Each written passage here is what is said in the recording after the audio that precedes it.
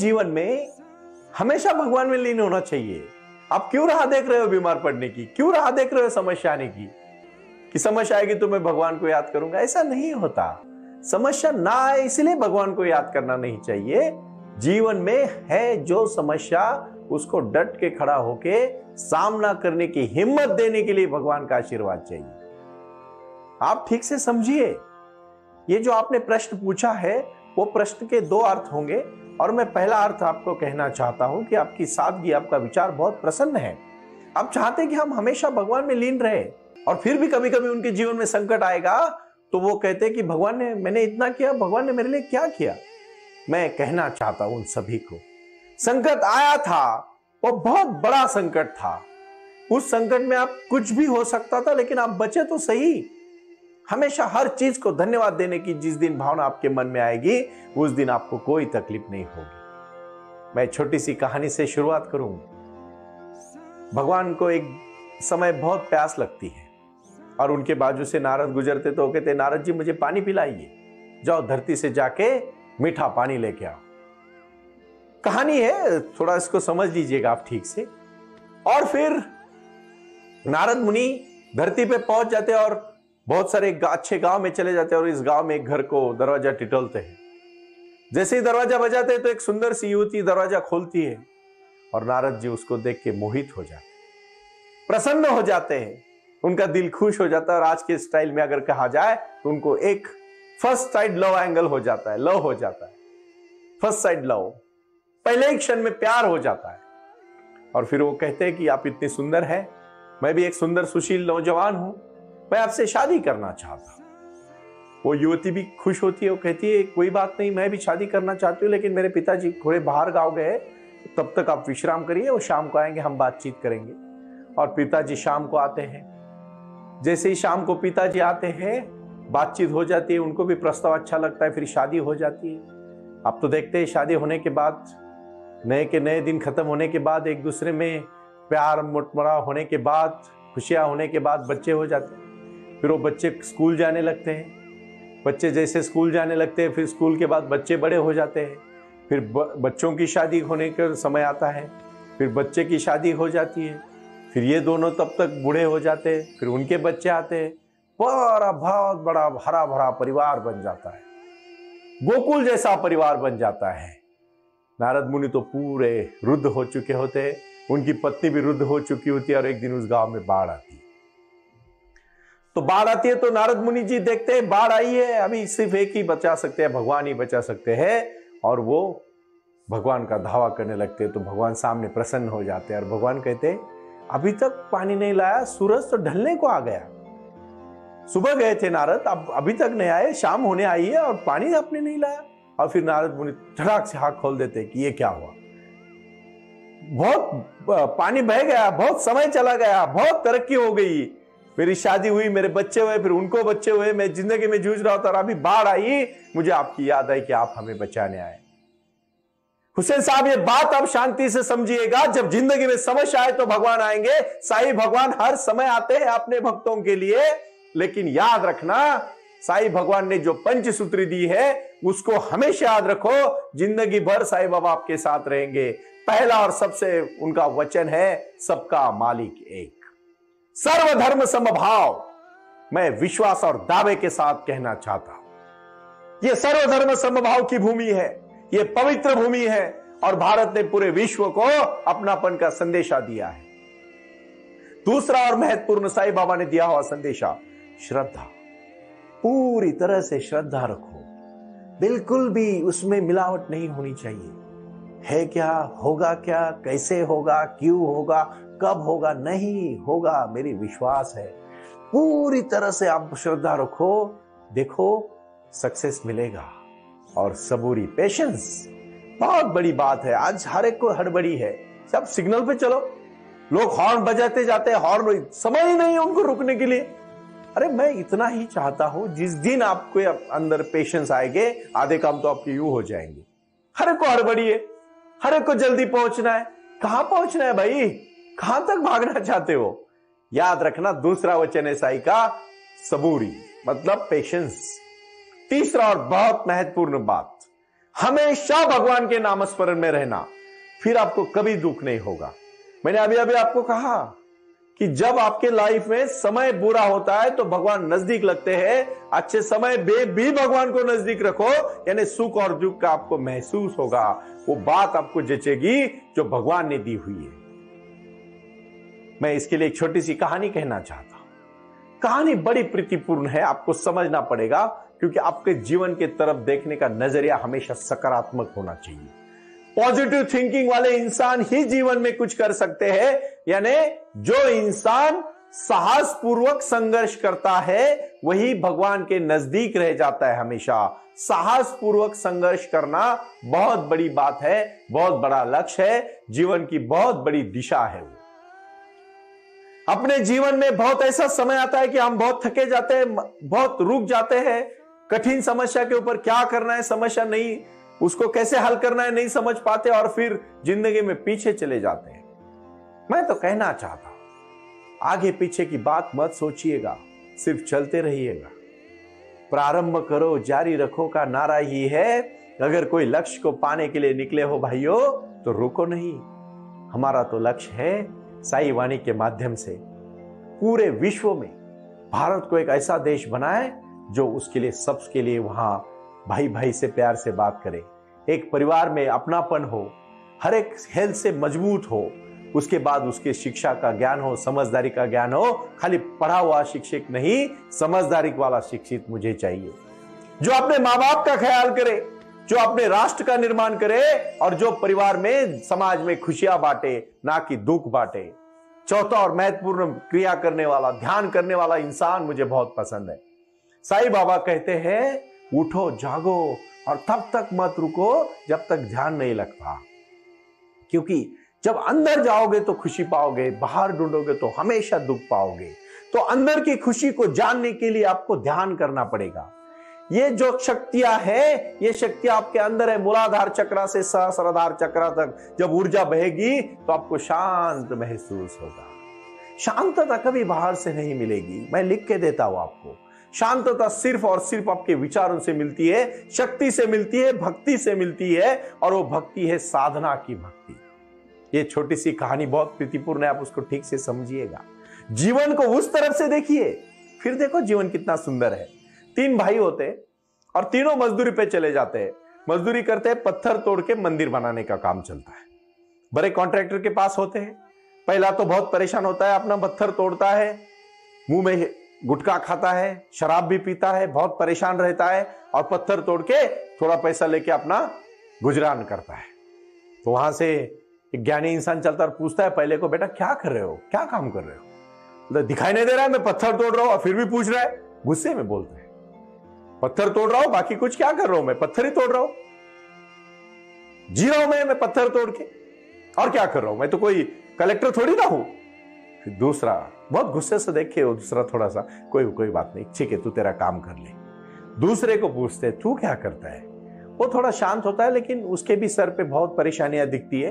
वो शांत होता है, वो गाली गलौज नहीं करता है, लेकिन वो बोलता है मैं पत्थर तोड़ रहा हूं, मेरी बीवी है, मेरे 2 बच्चे हैं, मैं उनका परिवार चलाता हूं और मैं खुश हूं, पत्थर तोड़ने का काम कर रहा हूं बस, और क्या कर सकता हूं, ज्यादा पढ़ा लिखा तो नहीं हूं, कोई बात नहीं, ठीक है। तीसरे को पूछते हो, तीसरा बड़ा प्रसन्न होता है, बहुत मेरे साईं के भक्त जैसा प्रसन्न होता है, जिंदगी में हर आए हुए मुकाम को वो खुशी से करता है, आनंद से करता है, प्यार से करता है, लक्ष्य से करता है, और बहुत प्रसन्नता के साथ ध्यान और मेडिटेशन के साथ हमेशा शांति से पत्थर तोड़ने का काम करता है। तो वो इंसान पूछता है भाई आप क्या कर रहे हो? मैं तो पत्थर नहीं तोड़ रहा हूं, ये तो मेरा छोटा काम है, लेकिन यहां बहुत बड़ा मंदिर बनाने जा रहा है, ये राम कृष्ण का मंदिर बना रहा हूं, ये राम मंदिर बनाने का काम चल रहा है, इसमें मैं तो काम नहीं कर रहा हूं, मेरा जीवन का योगदान दे रहा हूं, भगवंत मेरे हाथ से मंदिर बनाने का काम करवा रहे, इसलिए मैं खुशी से काम कर रहा हूं। और उसका नजरिया, उसका प्रसन्नता, उसका देख के वो इंसान भी खुश हो जाता है। जीवन में रोजमर्रा की जिंदगी को लोग पहली तरह से जियोगे परेशान हो जाओगे, दूसरी तरह से जियोगे तो हजारों करोड़ों जीते हैं, लेकिन भाई और याद रखना तीसरे की तरह जियोगे तो जीवन सुंदर हो जाएगा। फिर इसी जीवन में कोई जन्मा तो कोई बुद्ध बना, कोई महावीर बना। कोई बुद्ध बना, कोई महावीर बना, कोई गुरु नानक बना, कोई जीसस क्राइस्ट बना, कोई राम बना, कोई कृष्ण बना, लेकिन कोई कुछ भी नहीं बना। उनको भी 2 पांव, 2 हाथ, एक नाक, 2 आंख, 2 कान थे। कितने लोग याद है बुद्ध के जमाने के, आपको बताओ? कितने लोग याद है महावीर के जमाने के, बताओ? कितने लोग याद है गांधी के जमाने के, बताओ? कितने लोग याद है आपको? आपके परिवार की पीढ़ी कितनी याद है? अगर कोई एक हाथ कर्तृत्ववान बना तो उसका नाम रहता है, बाकियों को तो लोग भूल भी जाते हैं। याद रखना, मेरी बातें शायद कभी कभी कड़वी लगेगी आपको, इतना हक तो नहीं है, लेकिन साईं बाबा का भक्त होना तो बोलने के बगैर नहीं रह सकता, क्योंकि अंतिम है क्रिया करो और क्रिया के साथ ध्यान में जुड़ जाओ। भगवान कृष्ण जब अर्जुन को कह रहे थे गीता, तो महाभारत के समय में दोनों में जो बातचीत हुई ज्यादातर मौन बातचीत है, क्योंकि अर्जुन की अवस्था, मन की अवस्था को, मानस शास्त्र को भगवान कृष्ण ने पढ़ा और उनको उन्हीं समय में जो योगदान दिया, जो मार्गदर्शन किया, जो लड़ते समय दिया। मैं भी जिंदगी जीते समय, मैं खासकर 9वीं से लेकर 12वीं तक के बच्चों को कहना चाहूंगा कि अभी मजा करोगे, जिंदगी भर सजा पाओगे। अभी पढ़ाई ध्यान से करोगे, जिंदगी भर खुश रहोगे। मैं व्यापारी वालों को बोलूंगा, शुरू में ज्यादा मौज मजा ना करते हुए व्यापार शांति से करोगे, लक्ष्य से करोगे, ध्यान से करोगे, बहुत अच्छा कार्य करोगे। लेकिन शुरू में मजा करोगे, गाड़ी घर, गाड़ी बंगला के पीछे पड़ोगे, व्यापार डूब जाएगा। लेकिन व्यापार बढ़ जाएगा, हजारों घर गाड़ियां ले सकते हो। याद रखना, पहले अपने जीवन की मजबूत करो जड़ें, विचारों की मजबूत करो जड़ें, और जड़ें जब मजबूत हो जाती है, याद रखना, आपको आपके सिवाय कोई नहीं रोक सकता, कोई नहीं दुखी कर सकता आपको। साईं बाबा उसी भक्त को साहस पूर्वक संघर्ष करने वाले भक्त के ही पीछे होते हैं, ये मैं आज दावे के साथ कह सकता हूं। तीसरा और महत्वपूर्ण, जो बहुत ही विचार लायक गुण है, और वो कौन सा गुण है, मैं मेरी माता भगिनियों को कहना चाहूंगा। आप इतना घर वालों के लिए करती हो, इतना उनके लिए मेहनत करती हो, आपका खुद का जीना भूल जाती हो, और फिर अपेक्षा करती हो कि मेरी बहू मेरा ख्याल करेगी। क्यों करेगी बहू? बहू की जिंदगी पड़ी है भाई, तू तेरी जिंदगी खुशी से जी लेना, तुझे किसने रोका है जीने के लिए? तू बोलेगी, रोकेगी खुद को और कल दूसरे के ऊपर ब्लेम करोगी, कभी नहीं होगा। याद रखना, जिंदगी में खुशी अपने को अपनी पानी पड़ती है। आज भी जिम में जाके या ग्राउंड पे जाके एक्सरसाइज करके खुद का सेहत खुद को बनाना पड़ता है। अगर ये काम दूसरा कर सकता था तो लोग अपॉइंट कर लेते लोग एक्सरसाइज करने के लिए। लोग दूसरों को बोल सकते थे जाओ। अभी हमारा बालाजी भी बहुत कभी कभी परेशान हो जाता है, 2-4 काम ज्यादा बोलने से उनका चेहरा सूख जाता है, मेरे पास बहुत काम है। अरे बालाजी, ये काम तो खुशी से कर बेटा, ये साईं बाबा का काम है। हर काम में वो कर सकता है, खूबी से करना चाहिए, दिल से करना चाहिए, प्यार से करना चाहिए। तीसरी कहानी जो है, वो लड़के की कहानी, तोड़ तो पत्थर ही रहा था भाई और बहनों, जिंदगी तो जीते हर कोई है। देखो, आप कभी कभी किसी को पूछो कैसा चल रहा है, कोई बोलेगा क्या यार बहुत बुरा चल रहा है, क्या कुछ अच्छा नहीं चल रहा है, और होता तो सब कुछ अच्छा चला। दूसरे, अरे कुछ चल रहा है, जी रहा है बस, और क्या। अरे बहुत अच्छा चल रहा है, कुछ नहीं था मेरे पास, आज देखो इतना अच्छा घर है, पत्नी है, बच्चे हैं, गाड़ी है, समाज में नाम है, खुशी हूं, बहुत सारे लोगों को मदद करता हूं, जिंदगी बहुत अच्छी जा रही है, बहुत मस्त हूं, कोई टेंशन नहीं, कोई प्रॉब्लम नहीं। क्या बात है भाई, क्या बात है? कहां से आती है खुशी? खुशी बाहर से नहीं आ रही है, खुशी अंदर से आ रही है। और अंदर से खुशी इसलिए आ रही है क्योंकि सबसे महत्वपूर्ण कार्य वो कर रहा है, वो अपने जीवन में कंफ्यूज नहीं है, वो अपने जीवन में द्विधा मनस्थिति में नहीं है, वो अपने जीवन में अस्थिर नहीं है, और वो अपने जीवन में अपने मन में खुशी का झंडा हमेशा लहरा रहा है। खुशी तभी आएगी जब आप निरोगी होगे, और निरोगी होने के लिए हर दिन आपको ध्यान और क्रिया करनी पड़ेगी, शक्ति की साधना करनी पड़ेगी, भक्ति की साधना करनी पड़ेगी। क्योंकि एक वर्ड याद रखना, अंग्रेजी में 5 ही शब्द है, AEIOU, और ये 5 शब्द सिर्फ पूरे शब्द को अर्थ बना देते हैं। स्वर और व्यंजन की बात कर रहा हूं मैं। स्वर 5 ही है, व्यंजन बहुत सारे हैं, लेकिन व्यंजन को जब तक स्वर का स्पर्श नहीं होता, तब तक अर्थ नहीं निकलता। जीवन में भी अपने जीवन में कोई लक्ष्य नहीं मिलता, तब तक जीवन कोई फायदे का नहीं तो सिर्फ और सिर्फ आपको व्यंजन की तरह रहना पड़ेगा। स्वर उसको मिलाओ, और पहला स्वर है अध्यात्म का ध्यान और दूसरा स्वर है क्रिया। इन दोनों करो, प्रारंभ करो, जारी रखो इसी विचारधारा से। साई वाणी सुनते रहो। ओम साई राम, प्रणाम।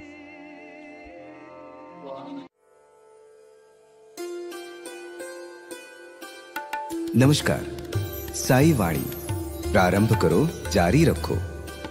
इस विचारधारा से एडवोकेट डॉक्टर सुनील नाना साहेब करपे इस संकल्पना के अंतर्ध्यान शक्ति से, इस नए सोच से साई बाबा के कार्य की शुरुआत। साई बाबा के वचन, श्रद्धा और सुबुरी, सबका मालिक एक, और प्रारंभ करो, जारी रखो। इस विचारधारा से सोलापुर रोड पर देऊळगाव गाढ़ा, तालुका दौंड, जिला पुणे, यहाँ पर साई आंगन का निर्माण। साई आंगन में साई बाबा की 65 फुट मूर्ति और साई बाबा के साई ध्यान और साई क्रिया करने के लिए मेडिटेशन हॉल और सेंटर, साथ ही साथ इंग्लिश मीडियम स्कूल और आयुर्वेदिक अस्पताल का निर्माण। इस विशाल स्थान पर आध्यात्मिक और शांति की भावना के साथ शिक्षा दी जा रही है और यहाँ विभिन्न ध्यान और आध्यात्मिक गतिविधियों का समर्थन किया जा रहा है। ध्यान और शक्ति प्राप्त करने के लिए और प्रत्येक व्यक्ति अंतर ध्यान से शक्ति का अनुभव करने के लिए एक भव्य मेडिटेशन सेंटर का निर्माण साई आंगन के माध्यम से साई वाणी कर रहा है। यहाँ पर आप सब 9604050607 इस नंबर पर संपर्क करें और सारी जानकारी हासिल करें। भविष्य में अगर आप हमेशा के लिए साई आंगन में रहना चाहते हैं तो यहाँ पर रहने की सुविधा भी की गई है। साई विजन सिटी, इस माध्यम के द्वारा आप अपने जीवन को एक नई दिशा दे सकते हैं और ऐसे ही साई बाबा के सानिध्य में रहकर आप आध्यात्मिक शक्ति से अपने जीवन को एक बेहतर तरीके से जी सकते हैं। इसकी नींव एडवोकेट डॉक्टर सुनील नाना साहेब करपे इन्होंने की है। साईं बाबा के वचनों का और विचारों का प्रसार घर घर तक पहुंचाने के लिए advocate doctor Sunil Nana Saheb Karpe social media और अलग अलग माध्यमों से आपके लिए उपलब्ध हैं। आजकल के भागदौड़ भरी जिंदगी में अनेक लोग निराश एवं हताश हैं। ऐसे लोगों को अध्यात्म और ध्यान के माध्यम से एक नई जिंदगी जीने की उम्मीद का नाम है साई वाणी। तो आइए और इस पावन पवित्र कार्य में सहभागी हों।